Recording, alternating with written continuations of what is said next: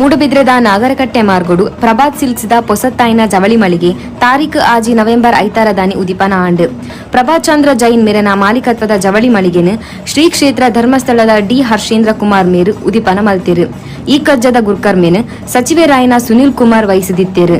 ಈ ಕಜ್ಜಡು ಜೈನ ಮಠದ ಸ್ವಾಸ್ತಿ ಶ್ರೀ ಭಟ್ಟಾರಕ ಚಾರುಕೀರ್ತಿ ಪಂಡಿತಾಚಾರ್ಯವರ್ಯ ಸ್ವಾಮೀಜಿ ಎಡ್ಡೆಪುದ ಮದಿಪು ಭಾಮಿಯರು. ಬೆದ್ರ ವಲಯದ ಕ್ಯಾಥೋಲಿಕ್ ಸಭಾದ ಆಧ್ಯಾತ್ಮಿಕ ನಿರ್ದೇಶಕರಾಯಿನ ರ್ಯಾವರೆಂಡ್ ಫಾದರ್ ದೀಪಕ್ ನೊರನ್ನ, ಬದ್ರಿಯಾ ಟೌನ್ ಜುಮ್ಮಾ ಮಸೀದಿಯ ಕತಿಬಾ ಉಸ್ತಾದ್ ಅಬುಬಕ್ಕರ್ ಸಿದ್ದಿಕ್ ದಾರಿಮಿ ಮುಕುಲು ಮಾತಾ ಎಡ್ಡೆಪು ಬಾಮಿಯರು.